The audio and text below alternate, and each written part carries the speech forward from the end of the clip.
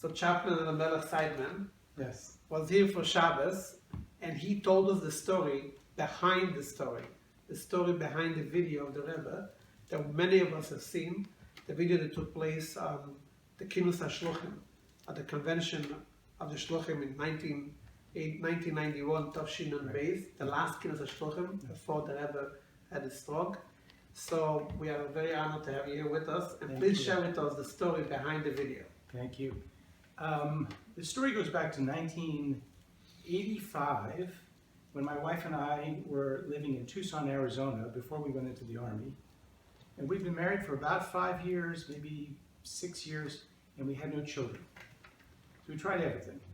We tried all the medical technology, all the treatments, fertility, and we had no children.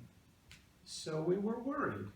I was talking to my friend, Yosef, who's the Rabbi Shaliach in Tucson, and he said to me, "You ought to write a letter to the Lubavitch Rebbe."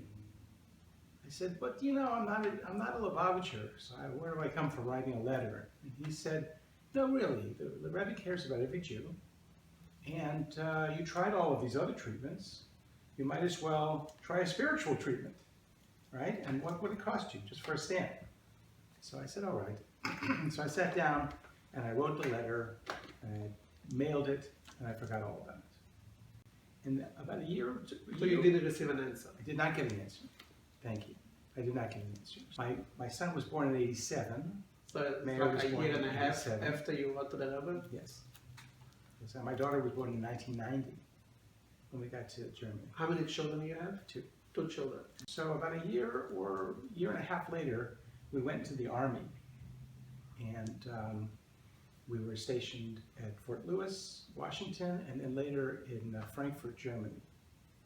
So I had an occasion to come back for a course at Fort Monmouth, New Jersey, and while I was there, I called up Yankee Goldstein, another friend of Chaplain. mine. Yes, and a chaplain. And he said to me, "You ought to come for the dollars, and you can ask for the Rebbe's bracha. Come dressed in uniform, come at a specific time, and meet me at this side door at 770, and they'll call us up and have like a little petek, a little kvittel, and on it write down what you're asking the Rebbe for, go up to the Rebbe and give that petek to the shamas, and say to the Rebbe, 'My name is Eli Seidman, I'm a chaplain in the United States Army, and I want to ask for the Rebbe's bracha.' So I did. I got dressed up, my uniform, my dress uniform, and I waited at the door to meet Yankee Goldstein, and the time came and they called us in, and I walked up to the Rebbe and I gave the petek to his secretary, and I turned to the Rebbe and I said, 'My name is Eli Seidman, the chaplain in the United States Army, and I want to ask for the Rebbe's bracha.' And he said to me, 'Didn't you write me a letter? You wrote to me already.'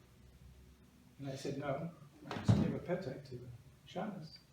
And he said, 'No, I mean a long time ago.'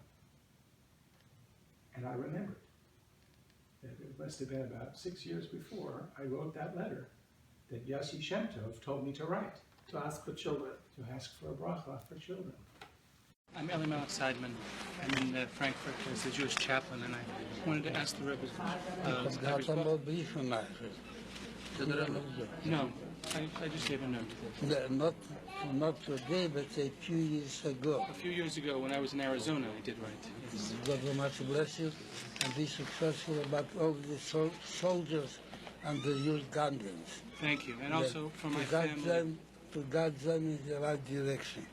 Thank you. That's your responsibility. Yes, thank you. And for all your family. Blind to share. Thank you. We receive too, because he is a youth chaplain. And after that, I didn't know what to say.